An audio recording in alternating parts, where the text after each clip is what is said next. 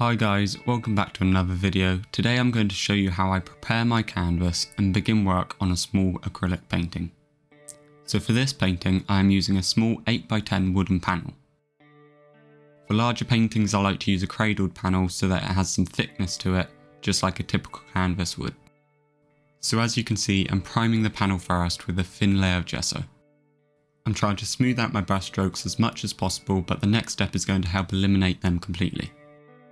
So once that layer of gesso is dry, I take some sandpaper and sand it completely smooth. I prefer working on a smooth surface, which is why I tend to use wooden panels rather than canvases. So I repeat this process of painting a layer of gesso and then sanding it down about 5 times. After the 5 layers, I am left with a perfect surface for painting. If you like working on a slightly more textured surface, you could skip the sanding or just work on your typical canvas. But for me, it's a lot easier to get good coverage with paint on a completely smooth surface.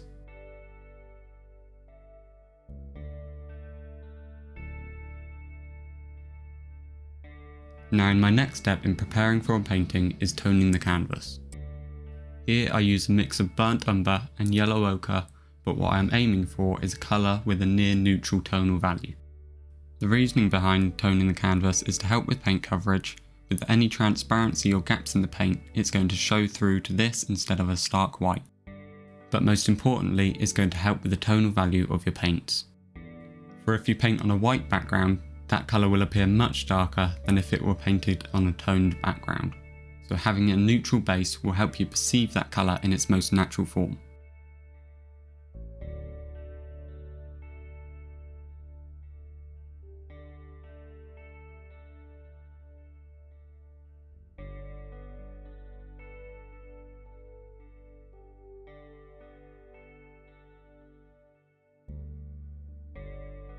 And now it's time to sketch my reference. Here I'm using the grid method, which I have shown and explained in my how to paint a butterfly video. But essentially I'm creating a grid over my reference and on my canvas, which I then use as a guide to draw my reference. All you need to make sure is that the grid is identical to the one drawn on your reference.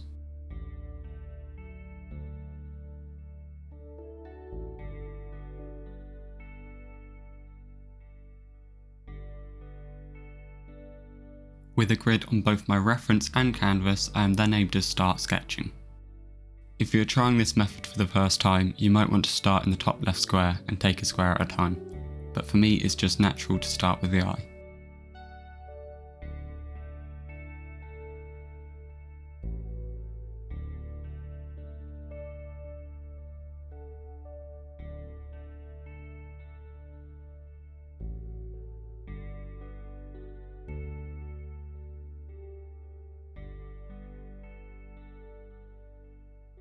Once I have my sketch, I like to block in any black or extremely dark areas. For this tiger, it gives you a really good map to begin painting. I am using black out of the tube here as it's just easier, but most of this will be covered up anyway. After blocking in the black areas, I would usually block in the rest of the colours, so the white areas and the orange areas. But for this video, I just wanted to focus on the eye.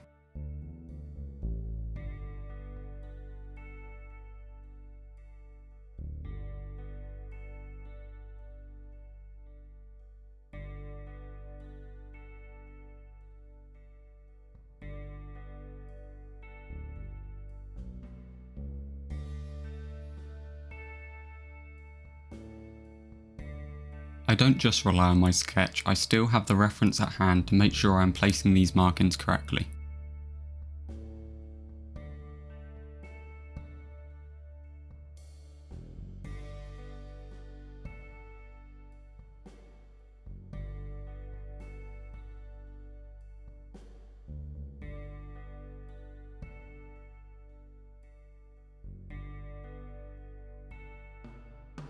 And once I have blocked in these areas, it's time to start working on the eye.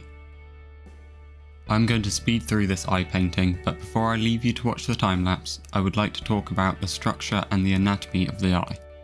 Understanding the anatomy of the eye is really important, as it can help you with placing your lights and darks. Most people will shade an eye like a solid sphere, but light doesn't just sit on the surface of the eye, it penetrates into deeper layers. So with acrylics, you are going to want to paint the furthest part first, which in the eye will be the lens. This part is not a sphere. Think of it more like a bowl or dish shape. So if the light were coming from above like the painting here, the lightest area would be on the bottom and the shaded area would be on the top. And then we have the iris, which is where all of your detail will sit, and then of course the pupil. And then finally we have the cornea, which is going to give you your rounded sphere shape.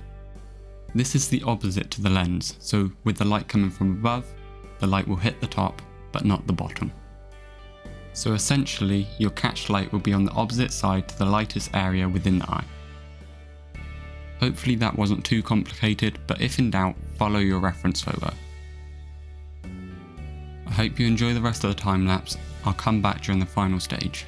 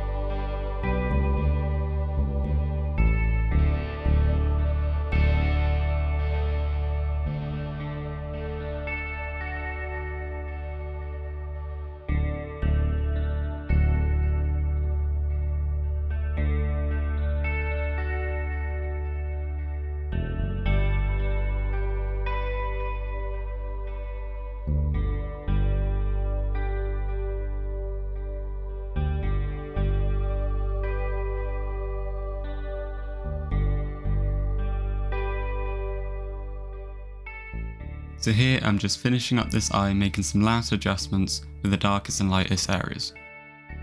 I ended up splitting this painting into 2 separate videos as I am currently working on completing some commissions. So I've had a lot less time for these YouTube videos, which is why the last few videos haven't had any fully fledged artwork in. But my commissions are being recorded, so once I am able to share them, I will post some YouTube videos on them. In the next video, I will hopefully be able to complete this painting for you, so if you want to see the final product, make sure you are subscribed.